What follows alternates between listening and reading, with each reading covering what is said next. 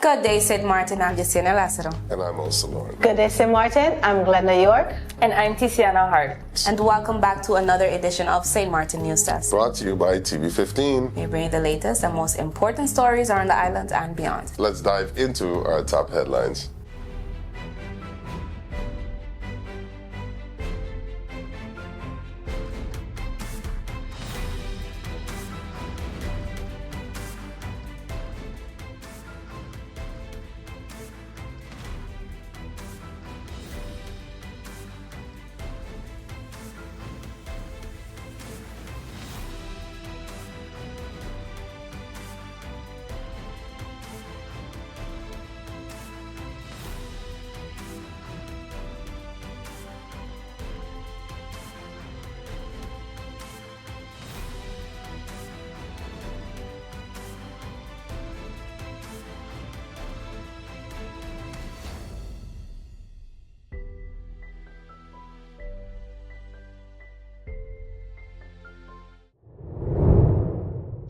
Police investigate overnight break-in on Front Street.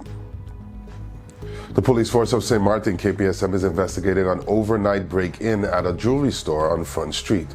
Police received the report around 10 a.m. on Monday, January 12th. Initial findings suggest that unknown suspects forced entry into the store during the night and escaped with an undisclosed amount of jewelry. Patrol units, detectives, and forensic officers were immediately dispatched and are continuing in evidence collection and investigations at the scene. KPSM is urging anyone with information related to this incident to contact the police or submit tips anonymously via the tip line at 9300. Further updates will be shared as the investigation continues. St. Maarten launches Climate Impact Atlas to support planning and climate preparedness. St. Maarten has officially launched the Climate Impact Atlas, a new online tool designed to help residents, policymakers, and organizations better understand how climate change is already affecting the island and what risks lie ahead. The free digital platform, available at stmarten.climateimpactatlas.com, was developed by Climate Adaptation Services in collaboration with the Ministry of Romy, the University of St. Maarten, and more than 25 local and international partners. The Atlas brings together scientific data, local knowledge, and interactive maps to show climate risks such as flooding, extreme heat, drought, and sea level risings. Importantly, it looks at the island as one shared space, recognizing that climate impacts do not stop at the French-Dutch border. Minister of Romy, the Honorable Patrice Gum, says the Atlas provides critical evidence to guide policy, spatial planning, and investment decisions, helping protect people, infrastructure, and the environment. The platform includes over 50 data layers, an interactive map viewer, clear explanations, climate statistics, and storytelling features that translate data into real-life impacts. It is designed to support action by helping users identify vulnerable areas and plan for future climate changes. The Climate Impact Atlas is available in English, French, and Spanish and is intended as a central climate information hub for the entire island. The project was funded through the International Panel on Deltas and Coastal Areas, IPDC, and reflects strong cross-sector collaboration aimed at building a more climate-resilient St. Maarten. NAPB Sint Maarten raises serious concerns over Justice Minister's placement process statement. The NAPB Sint Maarten Police Union has expressed serious concern over recent statements by the Honorable Minister of Justice, claiming that Phase 1 of the placement, the land besluit process, has been finalized. In a press statement issued Tuesday, January 13, the union said the minister's assertion does not reflect the reality faced by justice personnel. According to NAPB, many of its members are still awaiting their national decrees, leaving them in continued uncertainty and administrative limbo. The union also raised alarm over the lack of insurance coverage for justice personnel, noting that officers are being required to perform high-risk duties without basic protections in place. NAPB highlighted that police officers are currently engaged in intensive controls aimed at curbing firearm-related crime, often working long hours under dangerous conditions. Expecting officers to carry out such high-risk operations without proper insurance coverage is unacceptable and reckless, the union stated. NAPB is calling on the relevant authorities to take immediate action, stressing that the issuance of all outstanding national decrees and the provision of full insurance coverage must be treated as urgent priorities. The union warned that continued delays not only put officers' lives and livelihoods at risk, but also undermine morale, trust, and the effective functioning of the justice system. The union concluded that it will not remain silent while its members are exposed to ongoing risk and uncertainty, and reserves the right to pursue all appropriate measures until these issues are fully and transparently resolved. Hello, my people. My name is Glenna York of Sit, Sip and Chat and Moms in Paradise podcast. You can find us on TV 15 St. Maarten, TVC St. Kitts, and on YouTube. Reporting from Great Bay Media Studios in St. Maarten, your NEWSDESK featured story is coming up. But first, here is Mizzy with the Sunshine Report. Hey there, it's Mizzy with a Sunshine Report, straight out of Sunshine City, St. Maarten, bringing you the warmth and the sunshine you need to kickstart your day. So let's dive into today's forecast and see how the skies are treating us.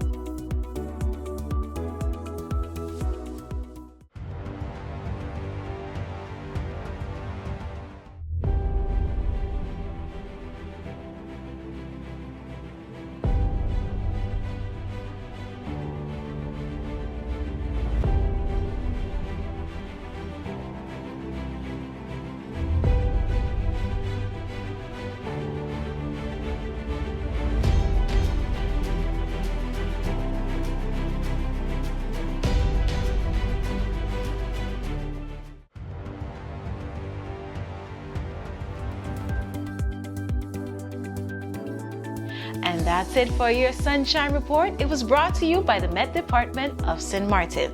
Stay safe, stay friendly, Sunshine City.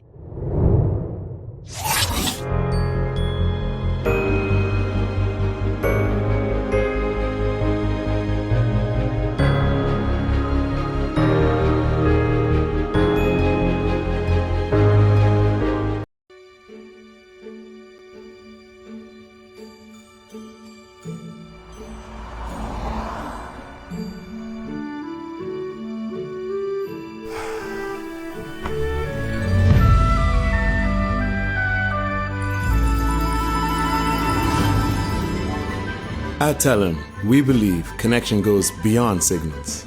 It's about people. From every call, every laugh, Hi, Merry Christmas. Thanks for calling. every moment shared across our island, Game time. we're reminded this network was built by St. Maarten for St. Maarten. I couldn't. Oh, I got you. Don't worry, man. We're good. When are you coming to St. Maarten? All right, let's go. Go. Here's to staying connected to what matters most. Your connection, your Christmas.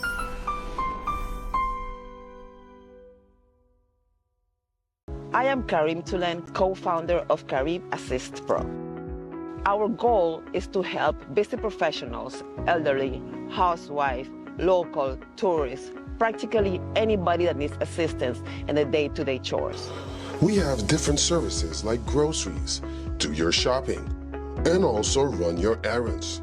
We can provide transportation services for all members of the family, whether it's you on commute or getting the kids to school.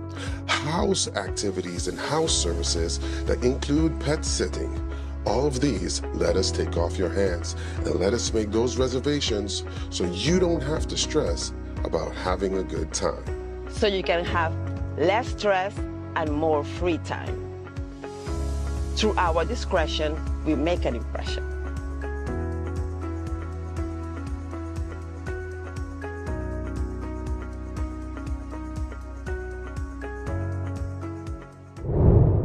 Cultural icon Clara Reyes retires from public service.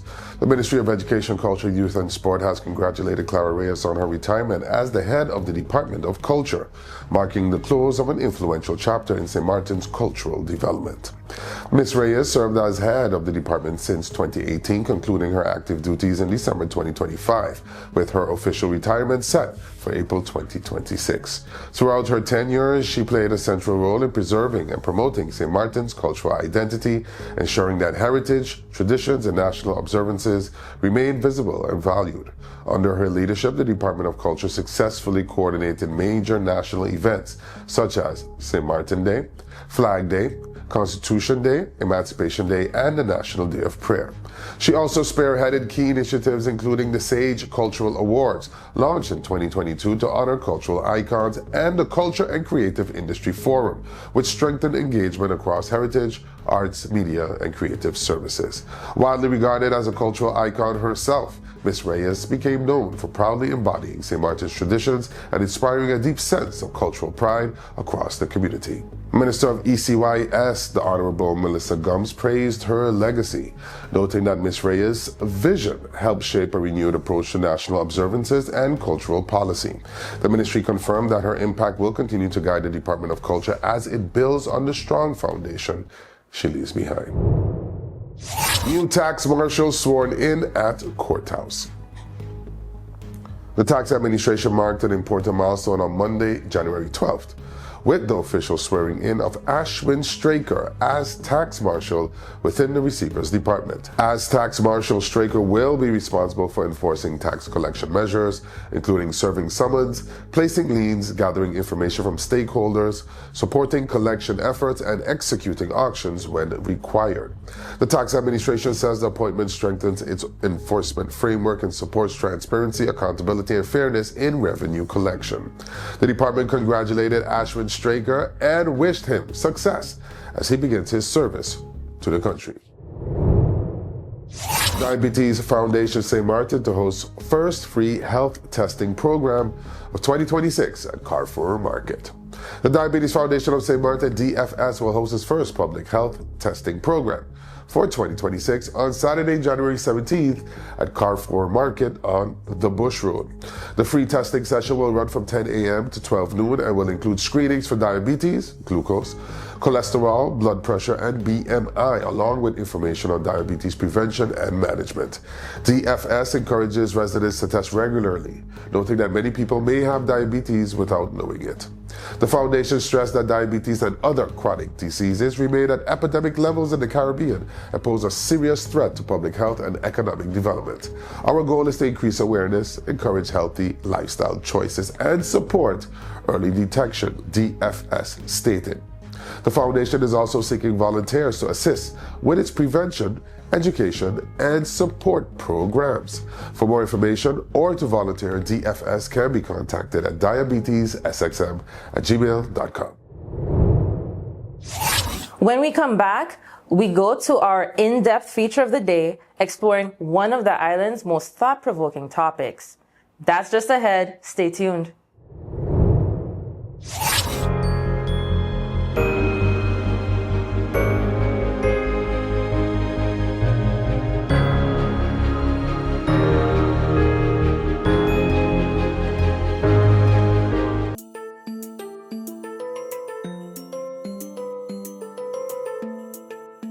You know, we all talk about having rights. And yeah, we do. We have the right to be safe. The right to learn and get an education. The right to speak up and be heard. The right to dream big and build our future. But listen, rights don't stand alone. We also have responsibilities. Real talk, if we want respect, we gotta give respect too.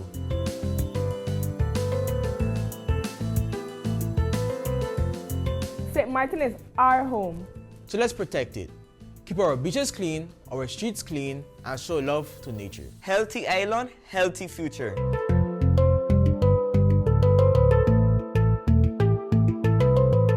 Our parents and guardians do a lot for us. Let's show respect, talk to them, and listen, even when it's hard.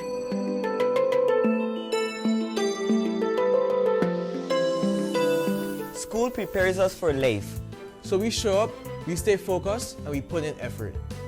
We want opportunities, so we work for them.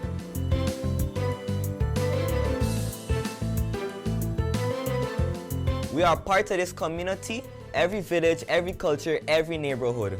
Let's be kind, positive, and supportive. A stronger community starts with us.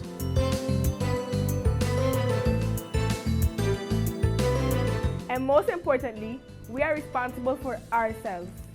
We make healthy choices for our mind and body. We believe in our goals and our voice and our future. Our rights give us power, our responsibilities make us leaders. Together we rise. The Convention of the Rights of the Child isn't just a policy, it's protection and responsibility. When our children learn their rights, they are better prepared to take on their responsibility. This public service announcement is brought to you by the Department of Youth.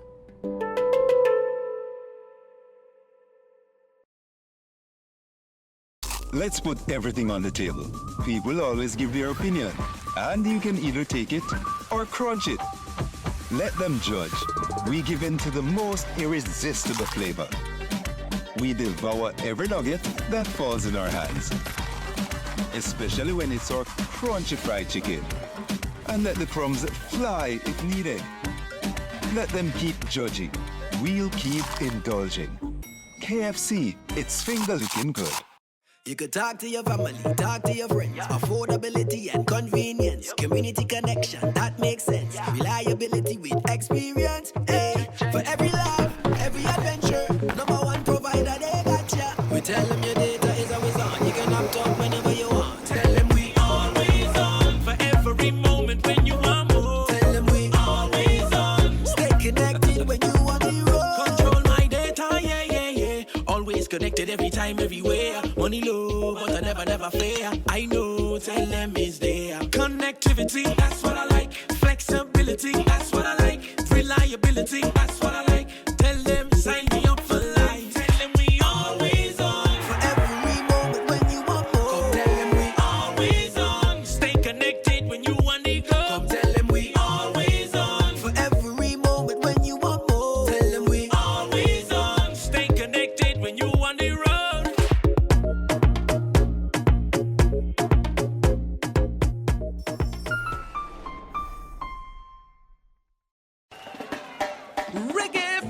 Is in the ear and it's about to spread like wildfire when Freedom Fighters Foundation proudly presents the 27th annual Bob Marley Tribute Concert, Friday, February 6th at the Soggy Dollar Bar in Simpson Bay, featuring live performance by St. Martin's finest artists, featuring Percy Rankin, Essence, Timo, Lady Rubia, Kuje, Zoraida, Sigma, Roxy, Toby Hodge, Chantilia, Michael Madewell, and the music of the Freedom Fighters Band.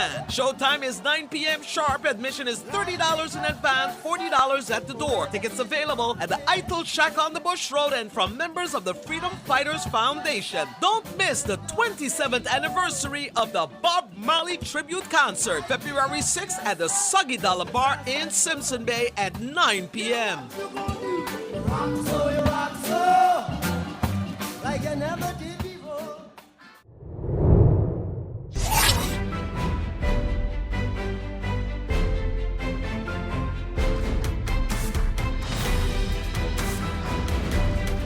Welcome back.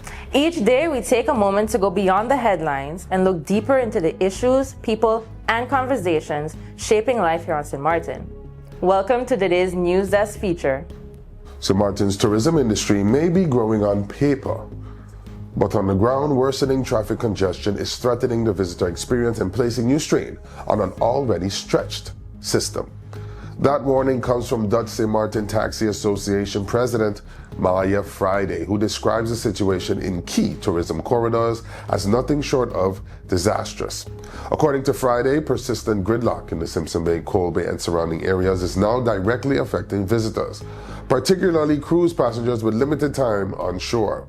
Some tourists, she says, are requesting refunds after spending hours stuck in traffic, while others are refusing to disembark cruise ships altogether due to congestion concerns. Maho Beach, one of St. Martin's most iconic and visited attractions, is also at risk.